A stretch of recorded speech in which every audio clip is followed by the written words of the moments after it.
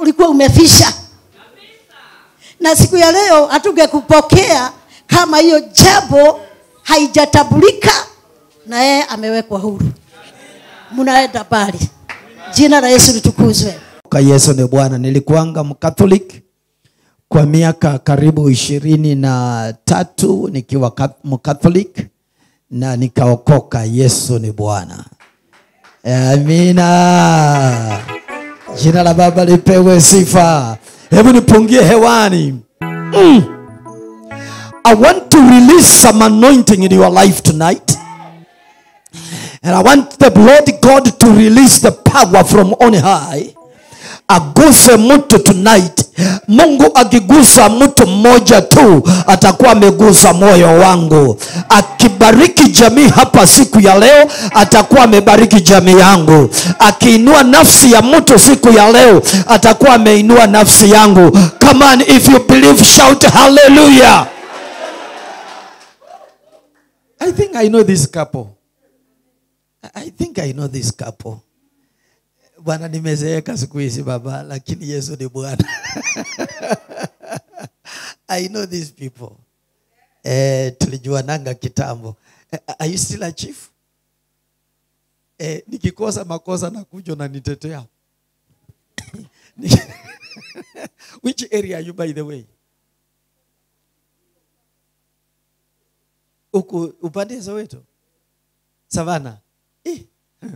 Sawa. Sasa uniruhusu nifanye cruise left and right. Na siombi permit, wewe ndio permit. Jina la Baba lipewe sifa. Joshua chapter number 3. Joshua number 3.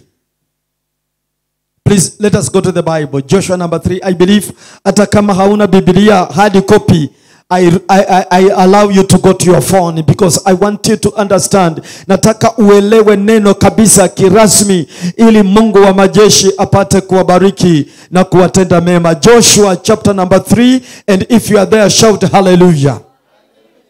You know, right in me also there is a spirit of evangelism, and if I shout around, usione mbaya, nipende tu kwa sababu tutakuwa majirani mbinguni. Jina la Baba lipewe sifa. Jamani, muko hapo? Good. You will allow me to read a few scriptures here, and the Lord will bless you. Verse number 1.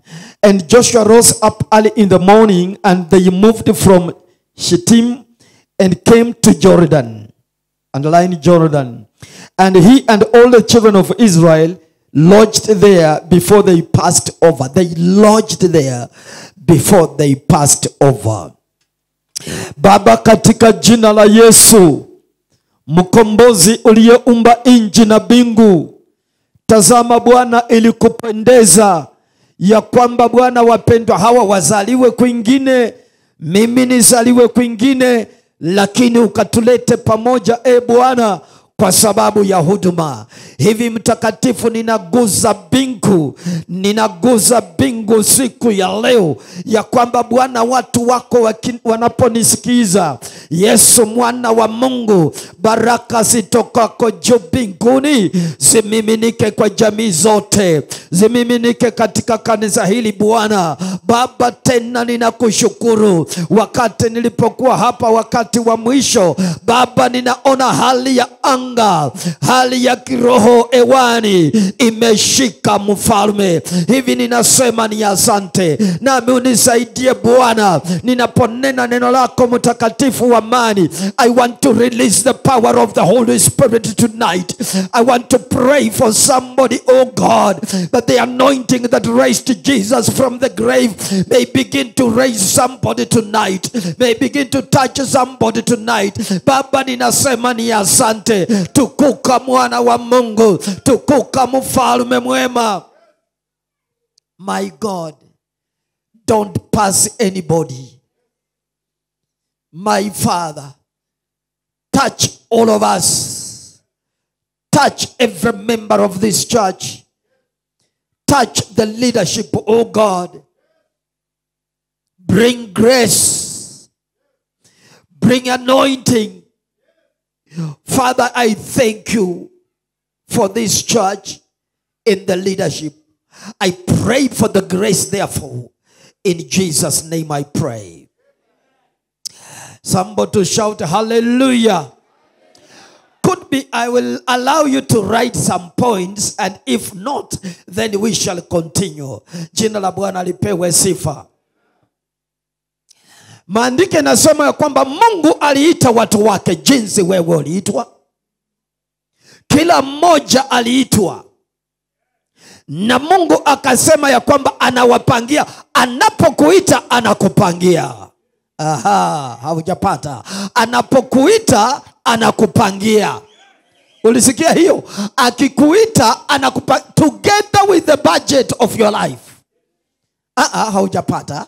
Amekuita anakutuma mahali, lakini anakupangia pamoja na maisha yako, pamoja na budget yako, jinsi utakavyokuwa, jinsi utakavyokula. Gonga mwenzako, mwambie umepangiwa.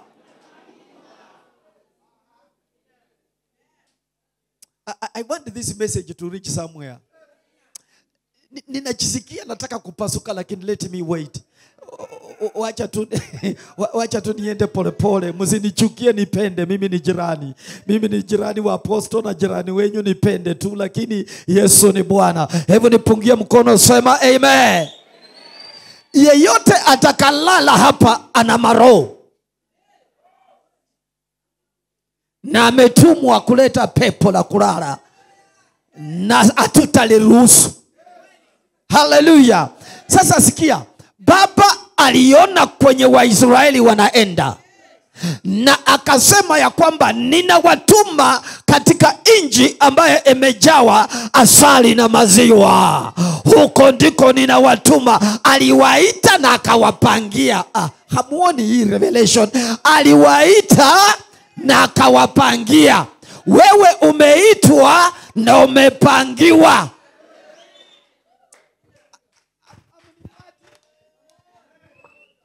Come on, mnanipata kweli? Thank you sir. Aliwaita Waisraeli na akawapangia kwenye wanaenda. Wewe umeitwa pamoja na watoto wako na umepangiwa. Pamoja na mzee wako na umepangiwa. Pamoja na huduma yako na imepangiwa. Reveal grace imepangiwa. Amunipati jamani, amunipati. Jina la Baba lipewe sifa. Yeyote anayepangiwa, vikwazo utokeanga kwa njia. Mjapata. Anayepangiwa, shetani anakasirika, anainua vikwazo. Ukiona vikwazo vimeinuka, jua ya kwamba Baba tayari amekupangia.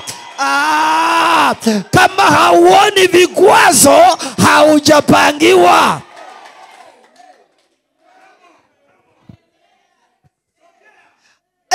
Sikia, mimi nasikia kama ninajihubiria. Aliyepangiwa, aliyeitwa anapangiwa.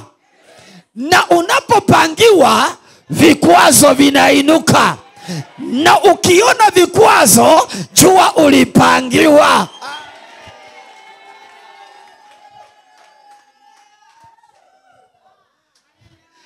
Uliza mwenzako, wewe kweli kabisa unapata hii ujumbe?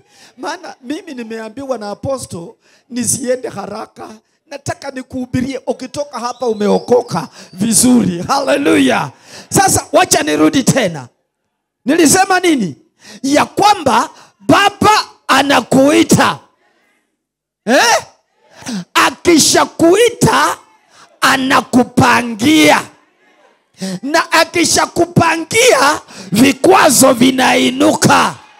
Na vikwazo vikiinuka, unajua ya kwamba ulipangiwa. Give Jesus a mighty hand of praise. Pole. Na sasa safari imeanza. Si nimesema umeitwa ukapangiwa. Sasa safari imefanya nini? Imeanza. Wakakuja kwa mto Jordan. Mto ya Jordan wakakuja kwake. Ilikuwa ni masimu. Is it what we call the season of rain? How do we call it in Kiswahili? Season of rain. majira ya mvua. Mungu Mungu aliwaita akijua kuna majira ili utukufu wake uonekane. Alikuita akijua kuna majira. Aliwaambia waende na anajua majira. Amekuambia uende na anajua shida zako. Amekuambia enda na anajua mbele kumefurika.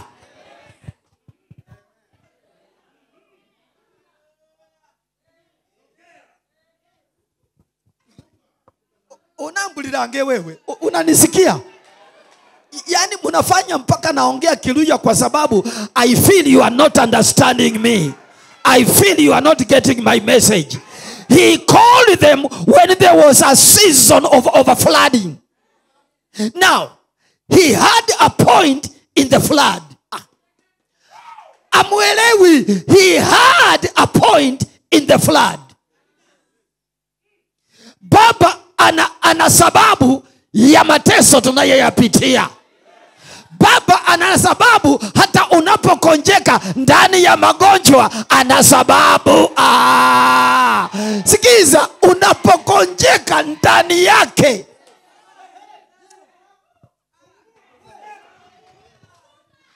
Church, I prayed for you at night. I prayed personally. I prayed, nilala saa 7. Baada ya kukuombea, na ninataka niachilie kitu ndani ya moyo wako ambao hautasahau. Ninataka nikuambie, Baba alielewa majira ya mvua na mafuriko, na hiyo ndio wakati alisema amkeni na muende. Baba anajua majira ambayo unapitia in your life, in your family, with your children and your husband and ministry. Na hapo ndipo anasema amuka na uende kwa sababu nilikuchagua. You cross over to the other side. I want to tell you, the Lord understands the timing.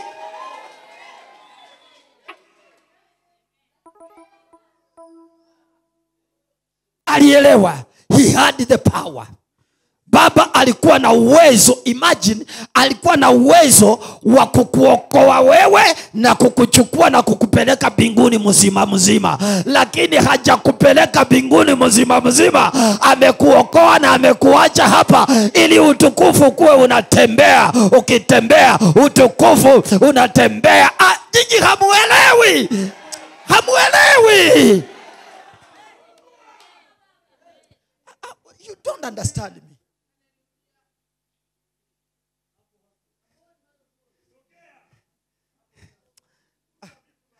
Ninaviguza bana. Ninavidogeza. Hizi ni chembe chembe za uzima. Hallelujah. Sikiza. Alikuwa na uwezo wa kuokoa Njeri na achukue Njeri apeleke mbinguni.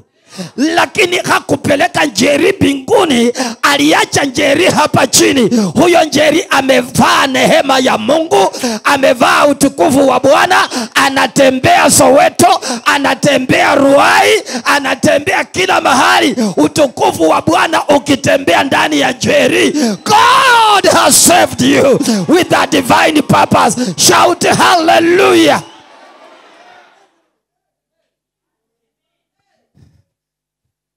I don't regret. Sijuti miaka zenye ninaishi. Na nimeambia Bwana nataka kuishi miaka 100. Saa hii nina 64. Zimebaki ngapi wewe? Piga hesabu bwana, wewe ulitoka shule juzi. 36 only jamani. Hebu nipungie mkono, sema amen.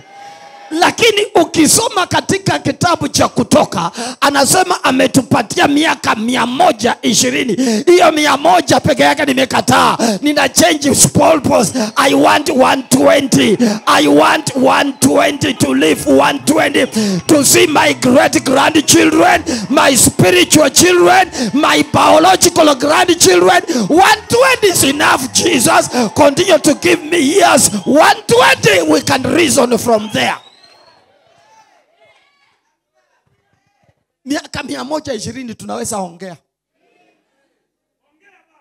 Tunaweza ongea na Mungu niseme basi ninaweza kwenda. Wakianza kunianika na kunianua.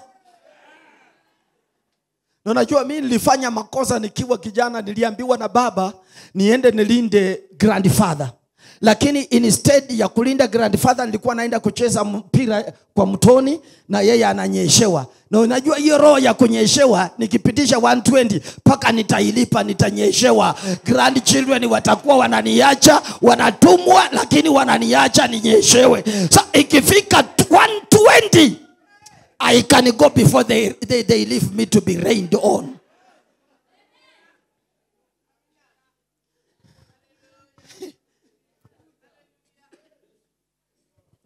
Habari yenu?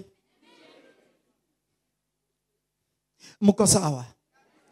Wacha nirudi kwa maandiko tena. Ninataka hii kitu ingie vizuri. Jina la Baba lipewe sifa. Wewe ndio nilikutana na wewe kwa crusade. Ilikuwa ni nani? There was a fella I met in the crusade in Soweto wa hii huduma. Okay, hujakuja. Tulisemesana na huyo jamani, kamwambia ukifanya makosa kwa hiyo kanisa nitakuja. Nilimwambia mimi ndio nitakuja. Bwana asifiwe sana. Sasa sikiza point inayofuata.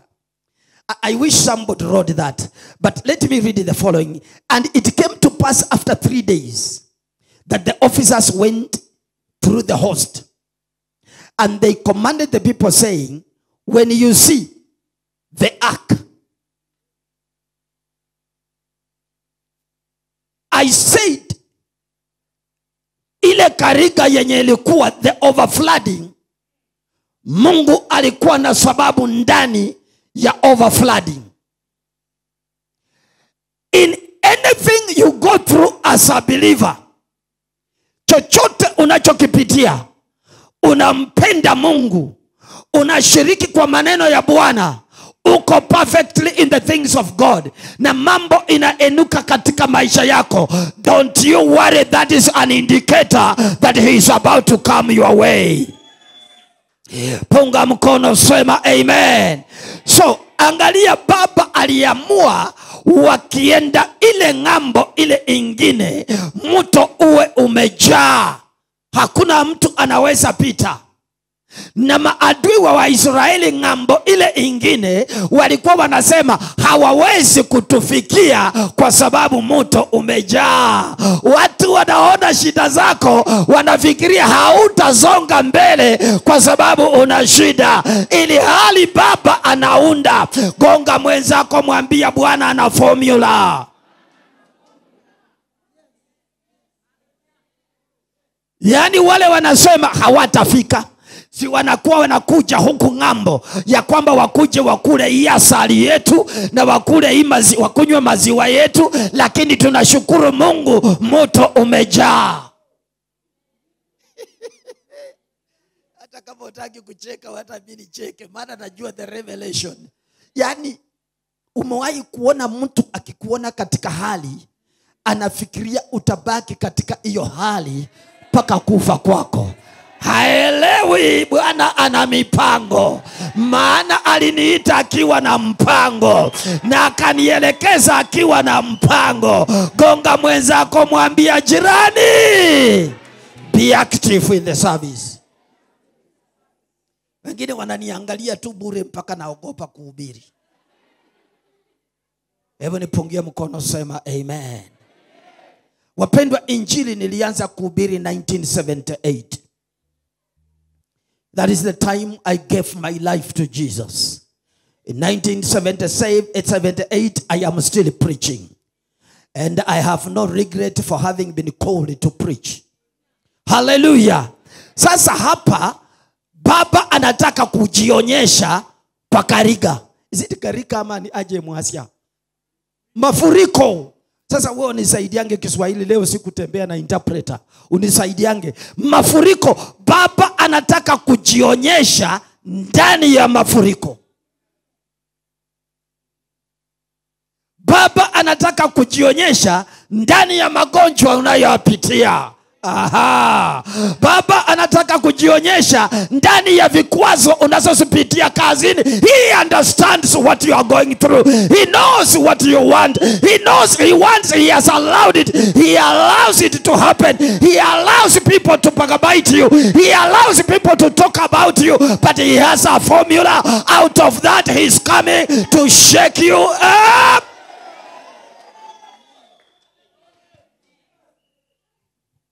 Anaruhusu vitu vitendeke tu.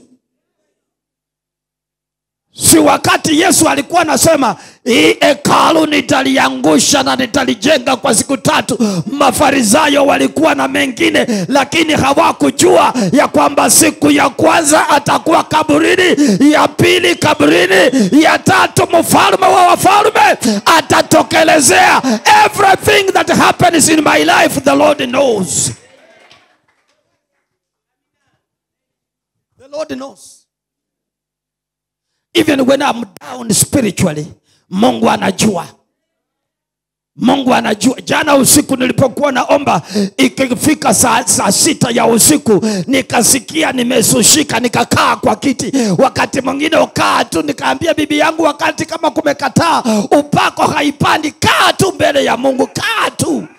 Nikaambia Bwana, nimekaa mbele yako, wewe dili na mimi. Kaa tu. Katika nyumba yangu kuna bedroom nimeweka yangu ya maombi. Wakati wageni wananitembelea, hapo ndio wanalalanga. Wakitoka wananiambia, hey, tumelala usingizi, hawajui hapo ndio naombeanga. Hawajui hapo ndio naombe. Nimekemea mashetani yote hapo. So juzi nilienda hapo, I don't know, it was a Monday. Nikaenda kuomba, ikawa ngumu. Ulimwengu umefungika, najaribu kufungua kinywa, sioni breakthrough, my friend. And I wake up at 2 in the morning. Ninaomba, occupied by somebody. And I want to prove it in the scriptures. Mungu aliambia Waisraeli, nendeni katika ile nchi mkapate kunywa asali na mkula asali na maziwa. Hiyo asali na maziwa haikukuwa empty. Hiyo asali haikukuwa empty. Hiyo asali ilikuwa inakulwa na mtu. Utanipata vizuri? Hiyo asali haikukuwa empty, ilikuwa inakulwa na mtu. Hiyo maziwa haikukuwa empty, ilikuwa inakunywa na mtu. Lakini baba anasema ya kwamba utoke hapo ukaende kule hiyo asali na maziwa. Kuna bidii ya kufanya. Ukitaka kukua tajiri, fanya bidii. Ukitaka kusonga mbele, fanya bidii.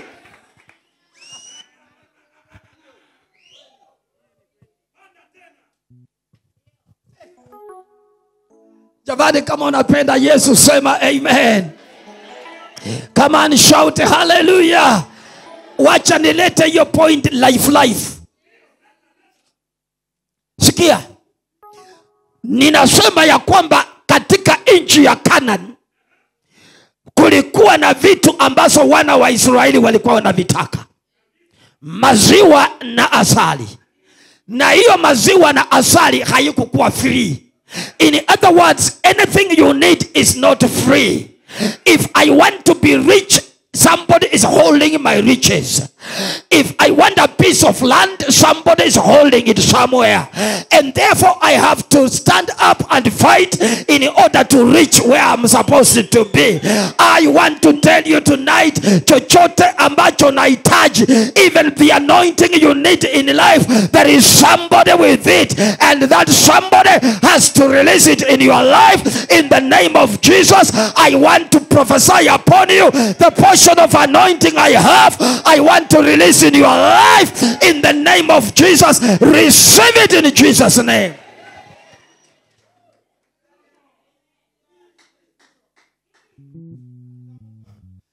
Ladies and gentlemen, tonight we have to put the devil where he belongs. I am a short man, but I have power in the Lord. I have the grace in the Lord. I have the anointing to put you where you are supposed to be. Somebody shout hallelujah. Number 2, wakaambiwa ya kwamba mtapatia distance, hamtasonga karibu na ark. I have a revelation. Tell your neighbor, a revelation. Come on, I have a revelation. I want to give you this revelation.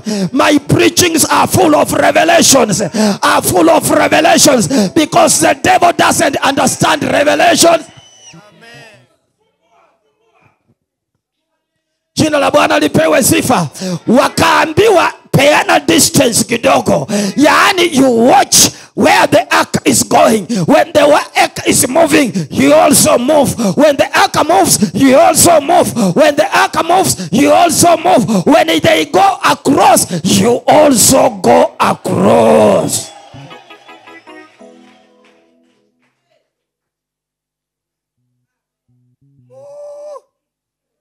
Jina la Baba lipewe sifa.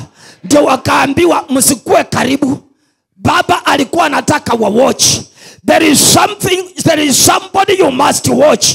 If you want a mender, you must watch that mender. When that mender is moving around, you are watching. When the mender is preaching, you are watching. You emulate what your spiritual father and your spiritual mother is doing, because you can be imparted anointing if you watch what is happening. Elijah alitembea na Elisha. Na maandiko yanasema Elijah alifanya miujiza 16. Lakini Elijah alifanya 16. But Elisha alifanya 32. Nyinyi mnaelewa kweli? Elijah ukienda kuhubiri mahali, pata hii, because I am a preacher who reads what I preach. Elijah alifanya miujiza 16. That's why the Bible talks about double anointing. 16 times 2, mathematics.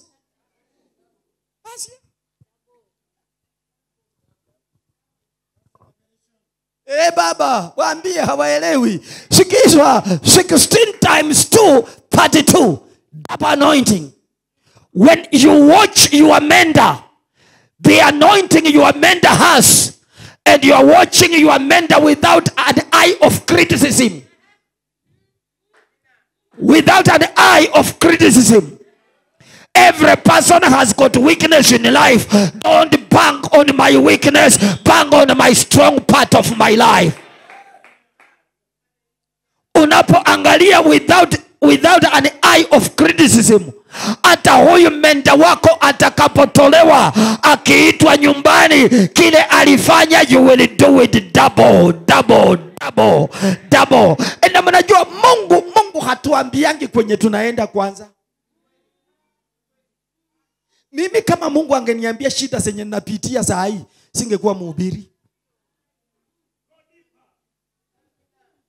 I want to bring it life. Kama ningelijua kuna kuanga hivi, mimi nilikuwa nafikiria ukienda kuhubiria watu wanainuka na viti, wanasema preach it man of God. Saa hii ninahubiri mnaniangalia tu kwa sababu mmezoea hiyo ya kuangalia na kucriticize.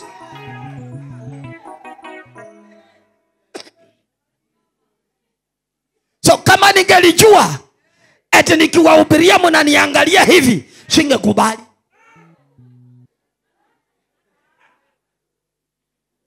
Hebu nipungie mkono, sema amen. Yesu siku moja akaambia wanafunzi twende ng'ambo ile. Wakaangaliana wakasema hey, we are going for an outing. Yesu peke yake ndiye alijua taabu itatokea. Wanafunzi walifikia wanaenda Hilton Hotel. Hatuambiangi kile tunaenda kupitia. So wakaingia melekebu na mzee Yesu akaenda kulala kwa pilo. Maandiko yanasema alilala kwa pilo. Alitaka kujua nikiachilia hii kitu hawa watu watabehave namna gani. Wakati mwingine Baba anaruhusu maneno ya kuje maishani mwako aone utabehave namna gani. Wakati mwingine anakata pesa aone unabehave namna gani kama pesa haziko. Wakati mwingine anakata tithes in the church aona una behave namna gani kama hakuna tithes in the church. Wakati mwingine anakata anointing kama ninahubiri na unaniangalia hivi aone nitakuaje.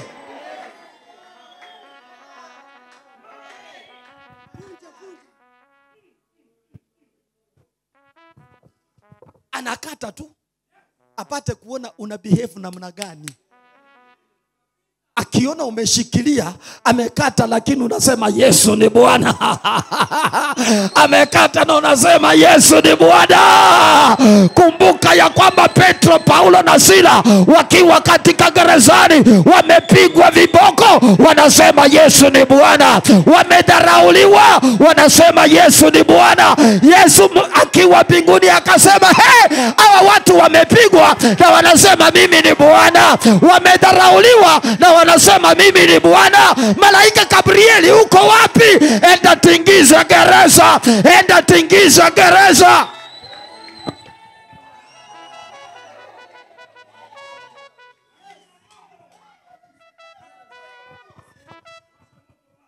Sikia hii. When you serve God and you have issues in life, it touches the heavens. It touches God.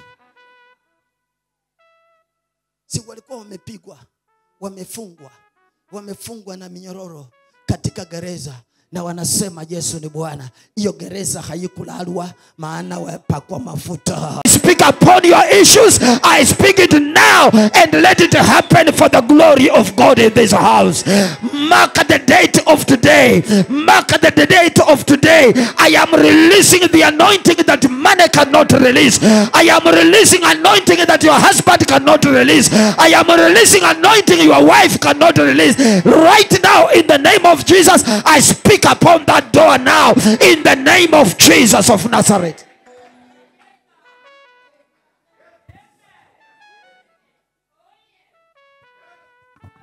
Church, wacha nikwambie vile nilikuwa nasema Yesu alipoingia malekebu. Sijatoka kwa topic yangu, bado narudi hapa.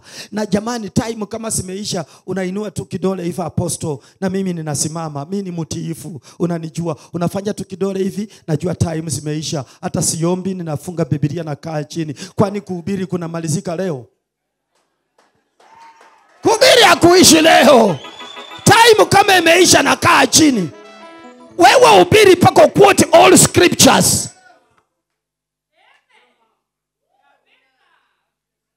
Kwanza nikitaka kualikwa tena na kuacha kama una hang.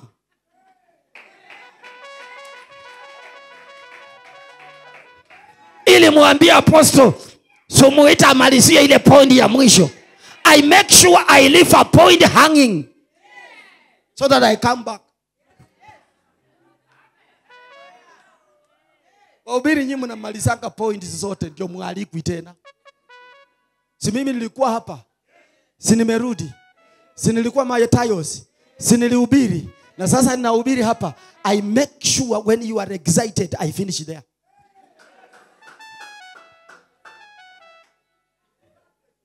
Ewe nipungie mkono, sema amen. Salamia mwenzako, mwambia jirani Mungu akunyunyuzie mvua ya baraka. Sasa sikia. Huko telling you I can preach the whole week. that small message. Alafu alipofika ng'ambo ile ingine, kwa sababu the mission was to be accomplished, alipofika ng'ambo ile ingine, yule mtu wa mapepo akasurrender. Maandiko yanasema alikimbia na akapiga magoti mbele za Mwokozi, maana ilitambulikana ako huko. Hii inchi Mungu atambue nipo. Eneo ninahubiri Mungu atambue nipo. Eneo ninakaa Mungu atambue nipo. Gonga mwenzako mwambie hiyo ni point. Lakini nyinyi mnajuanga mtu akisema point kweli? Nimesema nyingi. Hebu nipungie mkono, sema amen. Ya pili alipokuwa anaenda kwa boma la Jairus. Ni powerful. Tell your neighbor, powerful. Alipokuwa anaenda kwa boma la Jairus, mwanamke wa kutoka damu miaka 12 akasema an opportunity has risen. When an opportunity rises in your area, don't leave it to go. Maximize the opportunity.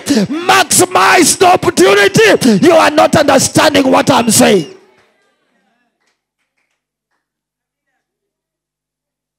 Huyu mama akasema, si nilisikia alifufua Lazarus, akafungua macho ya Bartimaeus, na sasa ako hapa. Sitaki introduction ya wachungaji. Sitaki introduction ya wachungaji, maana watachukua mitaratara mirefu. Akajipanga mwenyewe. Sema jipange mwenyewe. Ukitaka kufaulu jipange mwenyewe. Ukitaka kuendelea jipange mwenyewe. Ukitaka kuinuliwa jipange mwenyewe. Ukitaka kuwa mama mzuri jipange mwenyewe. Ukitaka kuwa kijana mzuri jipange mwenyewe. Ukitaka kuwa mshirika mzuri jipange. Gonga mwenzako mwambie jipange.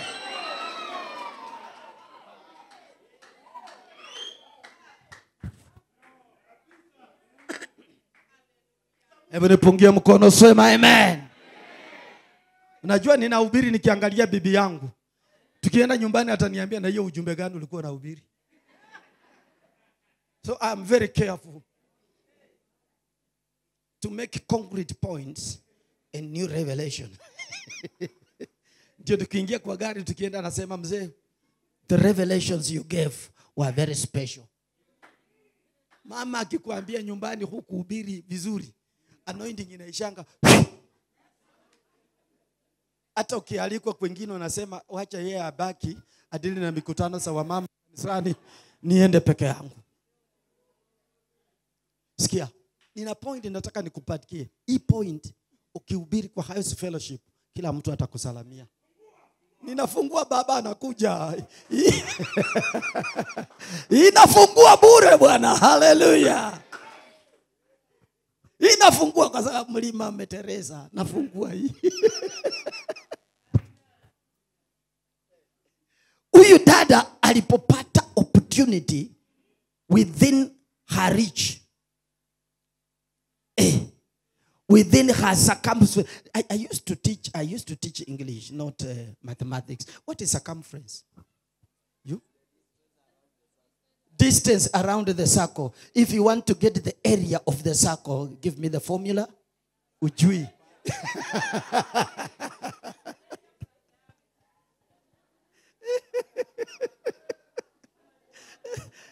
Sasa munajishika. I used to be a teacher in the high school. Actually, I ushered the first 844 system to the university. And that is where I met my wife. I was a high school teacher. Nimesomanga. Sinionange hivyo. Ni usee tu inanisumbua lakini kusoma. I'm schooled.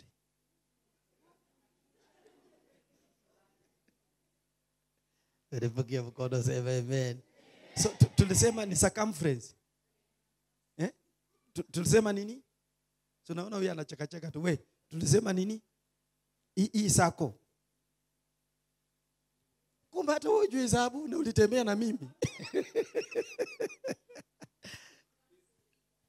The figure of the circle. Distance, if you know within your area of, which word do I use? At occupation, angalia huyu.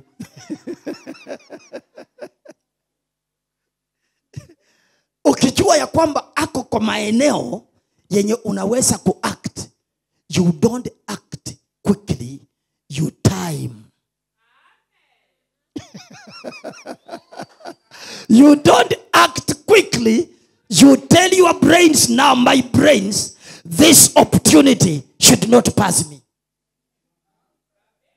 Hallelujah. Huyu mama hakutaka introduction, akaenda tu akaguza vazi la Kristo na power ikatoka. Tell your neighbor, power. Power ikatoka ikaingia ndani, ikapiga misuli, ikapiga mizizi, pap, ikasema blood stop. Blood said yes sir.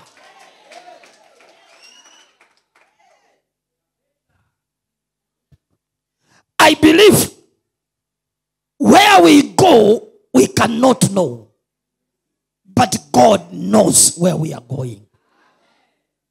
Yesu akauliza wanafunzi, nani ameniguza? Petro kiherehere. Jamani, kanisa ikiwa na mapetro wengi ni mzuri sana. Viherehere. Anointing isipotembea, kisu kinatembea.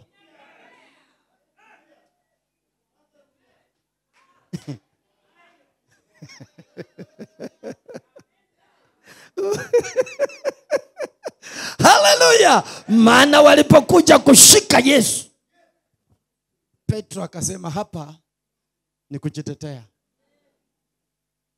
I think Petro was a Kikuyu.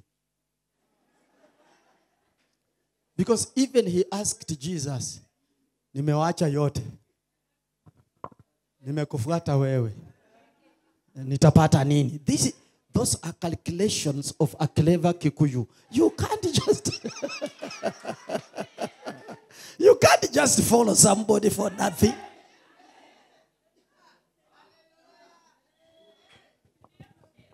When Jesus assured him what he could get, ndiye akasema safari ifanye nini? Jamani, nimaliza ama niendelee kidogo? Hallelujah. Alipouliza nani ameniguza, Petro wakasema wanafunzi, uoni? Aren't you not seeing these many people who are surrounding you? And you are asking such a question. I came to discover we can be many people, but very few can touch the Lord. Hiyo sio point jamani. Kama unajua point, jua hiyo. We can be very many, but one person can touch the Lord. When this woman touched the Lord, power came out. I say tonight, touch the Lord and let the power come out from the Lord to heal your situation, to heal your circumstances, to heal your family, to heal your finances, to heal your ministry. Somebody to shout hallelujah. Ladies and gentlemen, I have another meeting to preach this evening. But let me read the last one. Habari yenu, by the way. Kila mtu Baba amempatia sehemu ambayo iko alive, na sehemu nyingine imekufa. I can prove it in the Bible. My wife loves that message when I preach. Some areas are dead and some are alive. Nobody is perfect all through.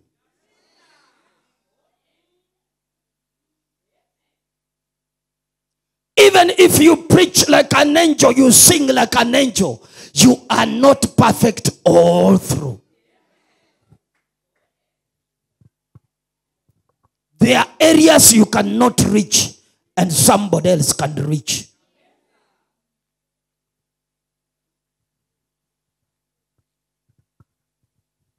Praise the Lord. Now you are causing me now kwenda kando tu kidogo ili nikupatie ile ya hangover na nikuache. Hata kama kuna masaa mingi bado, hata wewe pia naweza kuja kuhubiri. Hebu nipungie mkono, sema amen. Nikimaliza kama masaa bado, nitaita huyu dada akuja tuhubirie. And you must walk in the same anointing I'm preaching.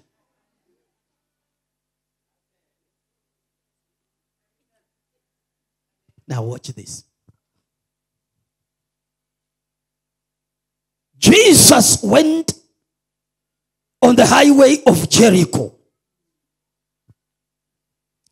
And on that highway, alijua kuna mtu mahali fulani. Which means wakati ambako baba anainuka kuchukua hatua, anaonanga hitaji la mtu kwanza. On the highway kulikuwa na Bartimaeus, lakini Bartimaeus alijua Yesu anapita mahali kama vile anavyopita in Revealed Grace Ministry tonight. This can be your point of a miracle. It can be a point God can touch you. Mungu haletagi watu wake kwa mkutano mmoja bila sababu. Alituleta akiwa na sababu, na akanileta nikuambie he's passing. And when he was passing, people were blocking Bartimaeus.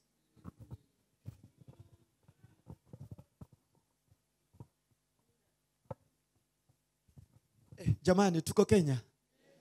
Guza mwenzako, mwambie usilale, jipe moyo, karibu amalize.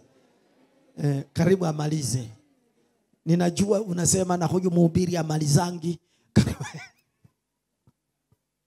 Na kupatia revelation ya mwisho. Revelation ya mwisho. Nifungue ya mwisho tu peke yake. Najua wahubiri wazuri wanamalizanga mara ngapi?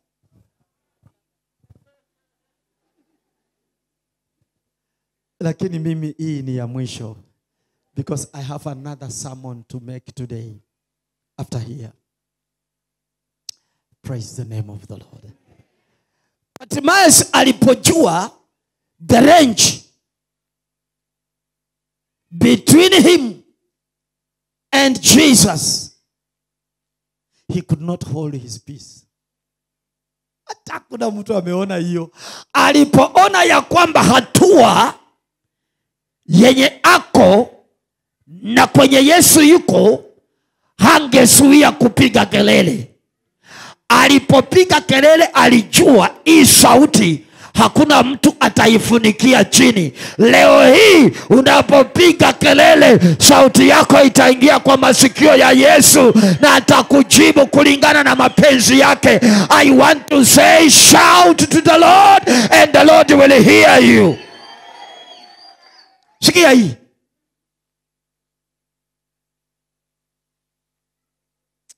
Oh my God.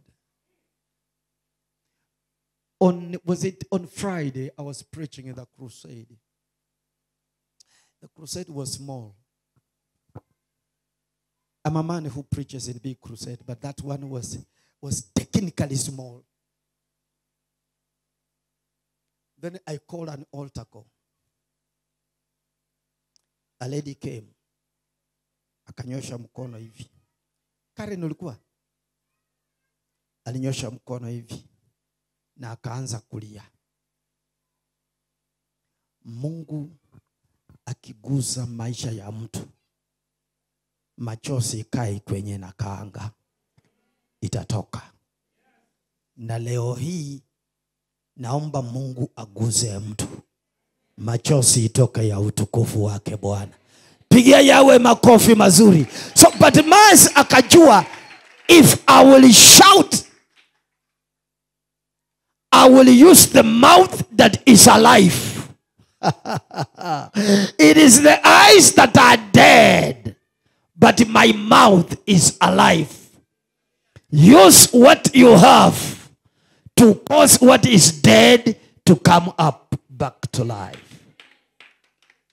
Kile Bwana amekupatia kitumie. Alafu bandike nasema sauti ilipomfikia Yesu alisimama.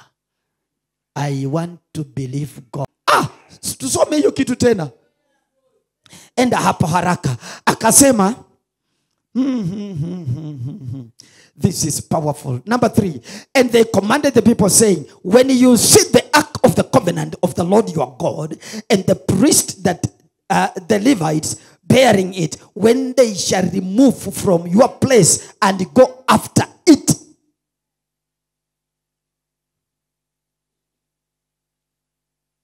Utakapoona, sasa Bwana anataka kuwaonyesha, licha ya mafuriko, a solution can be found.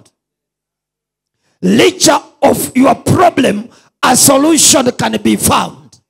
Wenye wanasema hautafika, maji imekukinga, a solution will be found. Sasa Bwana wakaambiwa, mtakapoona ya kwamba the ark of the covenant, wanaobeba tu akano wamekanyaga katika maji, kumbe kuna watu ambao wamepagwa kukukanyagia maji. Au janielewa? Kuna mtu anapagwa kukukanyagia wewe maji. Akikukanyagia maji yatasimama, akikukanyagia magonjwa yatasimama, akikukanyagia maovu yatasimama. Mtu ashout hallelujah. Baba amepaka mtu maisha. Ndugu Bwana asifiwe. Uyu. Ndugu Bwana asifiwe. Hebu angalia juu baba, nikubariki. Ambia huyu jirani, kaa mzuri bwana. Acha kukaa kistarehe. Mhubiri mzuri anaangalia washirika wote. Wakulala na amusha. Hautanipeleka polisi. Ati nilikuamusha. Hautaambia chifu anishike. Kwanza chifu tunajuana. Hata niachia tu hapa kwa face.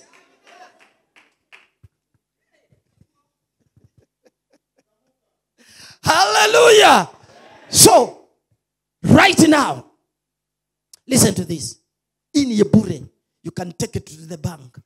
Tell God, Mungu, leta mtu maishani mwangu atakayenikanyagia maji nipite. Leta mtu maishani mwangu atakayenikanyagia maji nipite.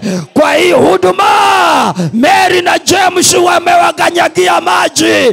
Piteni kule ng'ambo. Hallelujah. Gonga mwenzako, mwambia maji imekanyagwa pita. Maji imekanyagwa pita. Baba alikuwa na sababu ya hiyo maji. Wana wa Israeli wajue hata kama kuna maji kuna kufuka ng'ambo. Amen. Hata kama kuna mafuriko, the answer is to cross over. Because there is somebody anointed to step into the water on your behalf. On your behalf. Sijui hata kama mtaandika point. Somebody anointed to step into the water on your behalf. Mupate kupita. Now let me tell you one thing again. Kila kitu ambacho unataka in life is okay. Ndio mkaweza kumuona mkikutana naye huko na pale. Kama uko na kikombe ya maji, nyinyi wakaaji wa Ruai, mpatieni maji. Amen. Hallelujah. Amina. Ninamlete kwenu, maana sikai hapa. Ni mkijua ya kwamba ni kijana wangu sasa.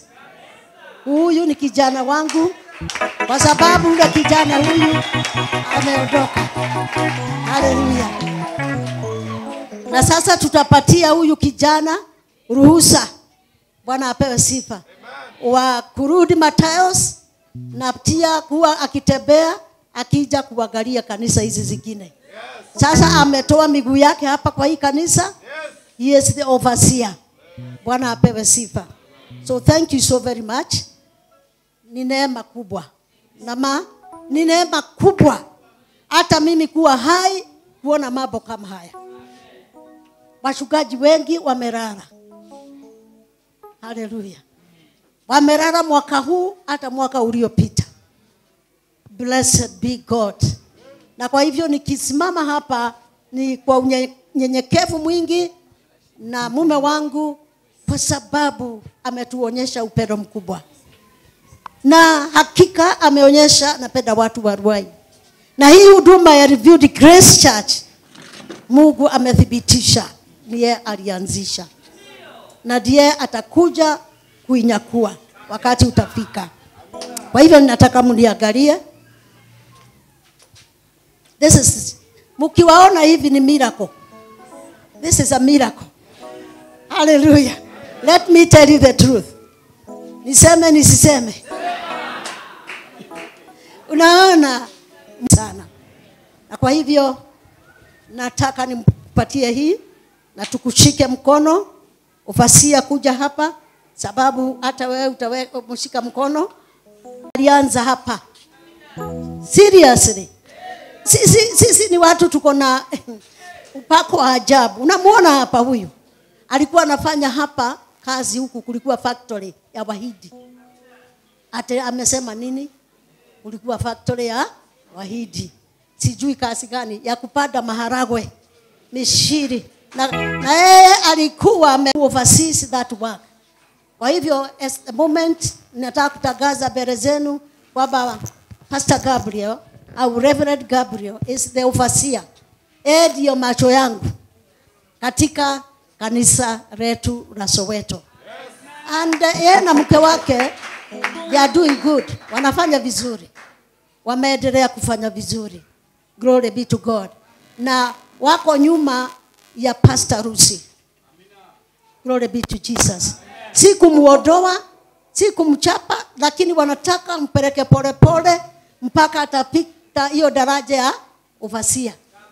Wanataka waone maono yake kama itaenda mpaka Embakasi, kama itaenda Ukambani, kama maono ya Pastor Rusi itaenda Masaini, wako hapo wakimsaidia. Jina la Yesu lisifiwe. Huyo ni ushuhuda wangu mbele ya Mungu ya kwamba hivyo ndivyo ilivyo katika huduma church. Na kwa hivyo mtu wote alio na tashwishi na kutojua, ningependa kutangaza ya kwamba Reverend Gabriel na mke wake Jacqueline ni watoto wangu and they are ministers of the gospel of Jesus Christ katika Revealed Grace churches zote. Station ni Soweto, lakini anaweza hata enda Busia afanye seminar. Bwana apewe sifa. So hii ndiye family Mungu amenipatia wa kunisaidia kupeleka injili. Niko na kijana hapa mdogo anaitwa Cyrus na msichana mwingine anaitwa Faith. Ako wapi? Nimeambiwa wako hapa. Kujeni hapa tafadhali.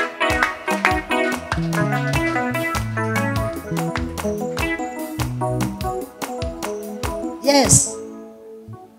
Katika Bethlehem Community Center leo ni siku ya introduction. Amen. Siku ya introduction. Leo katika Bethlehem Community Center huyu kijana ndiye mdogo kwetu. Mama yetu ametuzaa tukiwa 10. Na huyu ndiye mdogo kabisa. Na let me tell you the truth. Wakati nilianza Bethlehem Community Center hakuwa ameokoka. Alikuwa ameketi kama bahari hapo. Mama Masi. Mimi nahubiri vile bishop alikuwa anasema. Ninahubiri. Watu ninawaambia John muokoke. Watu wakuja kuokoka, mnaangalia mimi. Nilienda pale kwa kiti yake, nikamvuruta, nikamwambia unafanya nini? Kuja hapa uokoke. Bwana apewe sifa. Hakujilete kwa hiari yake. Nilisema sasa Roho wa Mungu anatembea na kukutana na yeye. Na wakafanya harusi na akamuoa. Sasa wako na watoto 3 wakubwa. Hawana mtoto mdogo. Mmoja amemaliza kwa university wa kwanza. Bwana asifiwe sana. Roho wa Mungu ako juu yetu. Hallelujah. Mtetezi wetu yu hai. Kwa hivyo usiogope.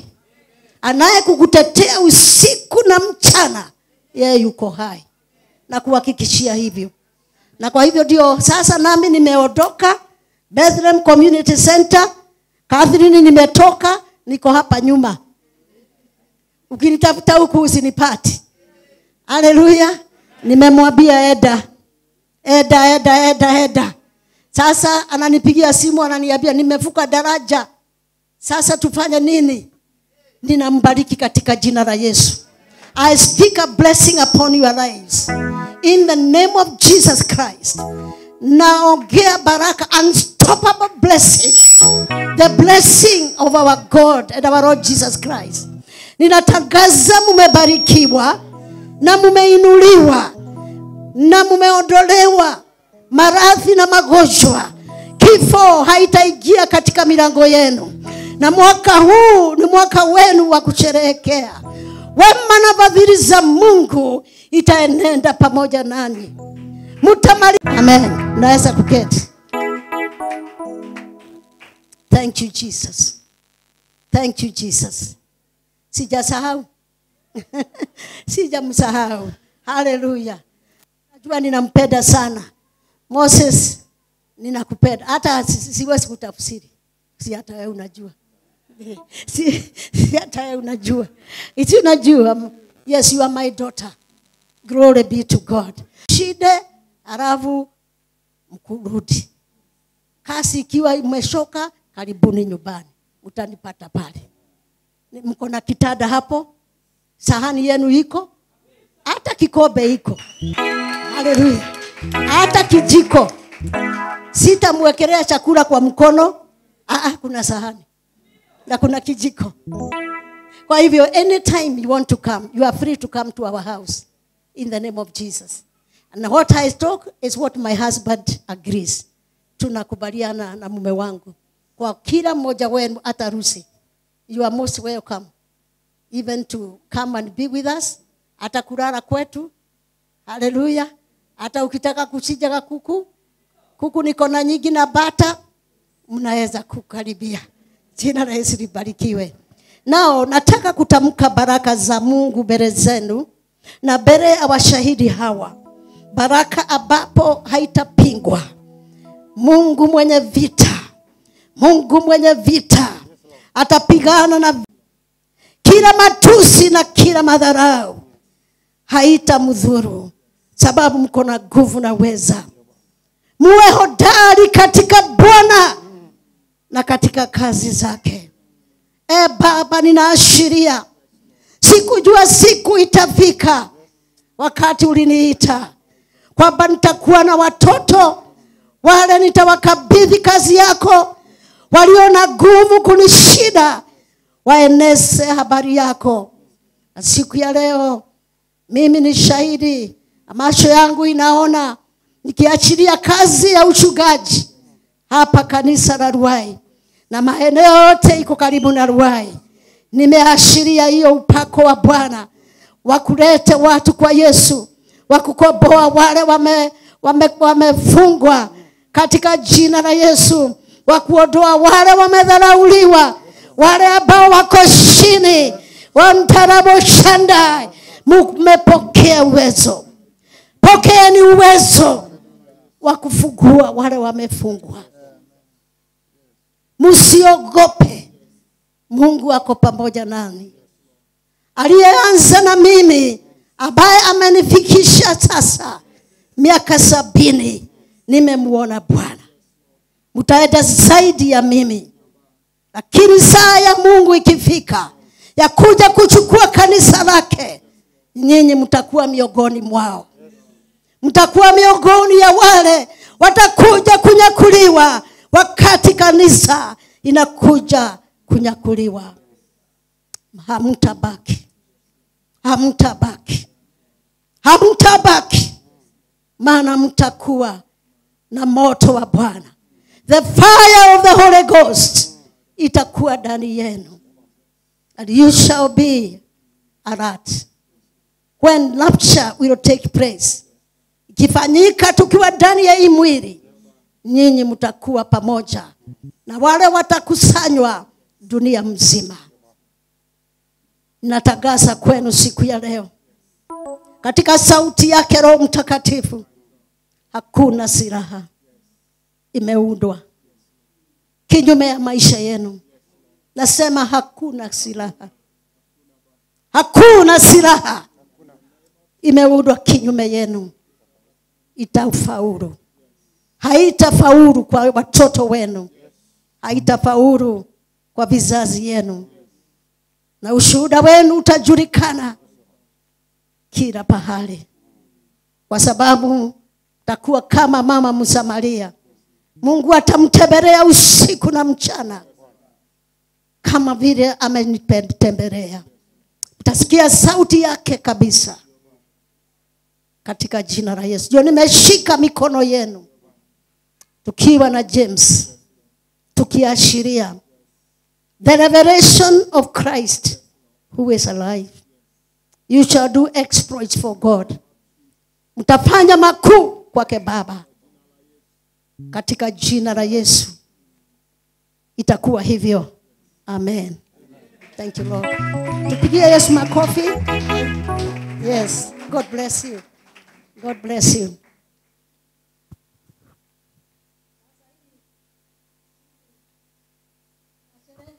Imebarikiwa. Hallelujah. Mmebarikiwa kama hamjawahi kufikiria. Amen. Mnaweza kuketi.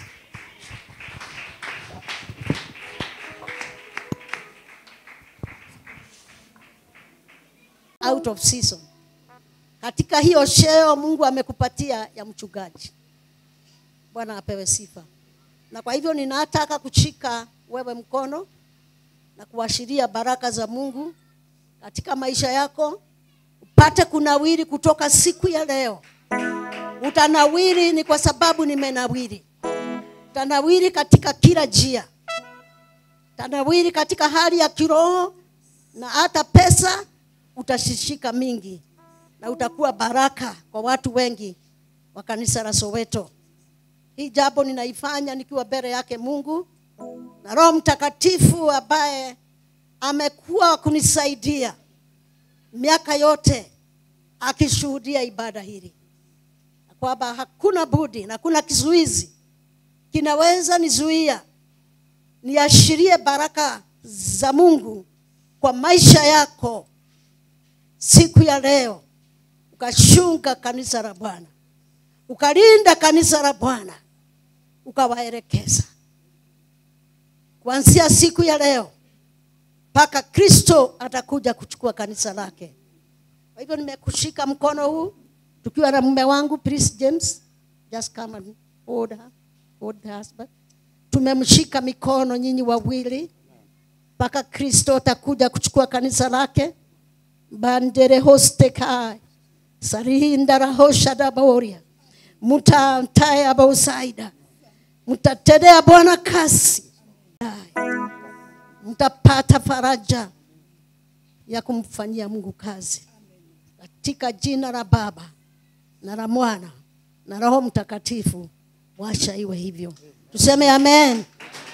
Amen. Hiyo shati ni ombi langu Bwana wangu, peke yangu sitaweza. Uwepo wako Bwana, uwe na uwepo wako Bwana, Uwepo wako Bwana, uwe nami, uwe na uwepo wako Bwana, uwepo wako Bwana, uwe nami, uwe nami.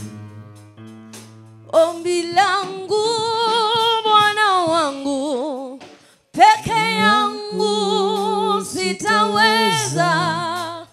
Uwepo wako Bwana, uwe nami. Ombi langu Bwana wangu, peke yangu sitaweza. Uwepo wako Bwana, uwepo wako Bwana, Uwepo wako uwe nami. Come on, worship the Lord. Uwe nami. Uwepo wako Bwana, Uwepo wako uwe Bwana, nami, uwe nami. uwe nami. Na Roho wako Bwana, Uwepo wako Bwana, uwe nami. uwe nami. Uwepo wako Bwana, Uwepo wako Bwana, uwe nami. uwe nami.